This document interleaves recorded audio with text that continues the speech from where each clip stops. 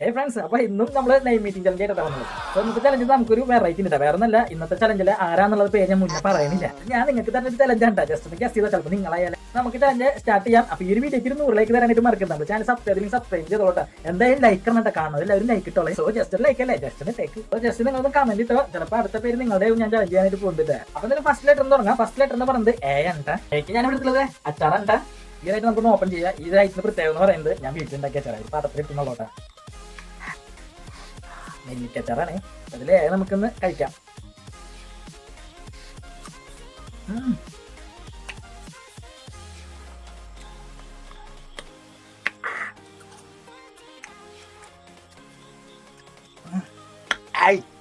Next letter എന്ന് പറയുന്നത് B ആണ്. സോ ബിക്ക് വേണ്ടി ഞാൻ എടുത്തിട്ടുള്ളത് ഈ കാണുന്ന ബോണ്ടിയാണ്. അപ്പൊ ഇതിലായിട്ട് നമുക്കൊന്ന് ഓപ്പൺ ചെയ്യാം. ഗൈസ്, ഇതാണ് നമ്മൾ ഐറ്റം എന്ന് പറയുന്നത്. അതിന്റെ ഉള്ളിലാണ് നമ്മുടെ കോക്കനട്ട് ഒക്കെ ഫില്ല് ചെയ്ത് വെച്ചിട്ടുള്ളത്. ബി നമുക്ക് തിന്നാം.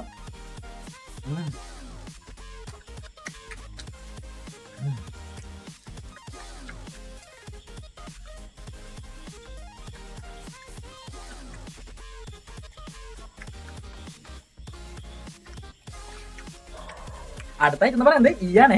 ഈക്ക് ഞാൻ ഇവിടെ എടുത്തുള്ളത് എവിടെ ഈ ഒരു പായപ്പൊടിനെ ഉണ്ടാ.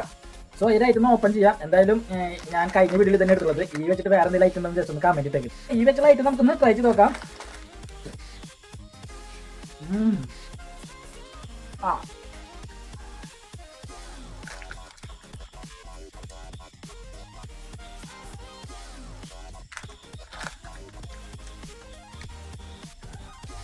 അടുത്ത ലെറ്റർ എന്ന് പറയുന്നത് എല്ലാം എല്ലിനെ ഞാനിവിടെ എടുത്തുള്ളത് ഈ കാണുന്ന ലൈസാണ്. സോ ഐറ്റം നമുക്കൊന്ന് ഓപ്പൺ ചെയ്യാം. ഇതാണ് നല്ല എല്ലെന്ന് പറയുന്നതാണ്. കഴിക്കാം.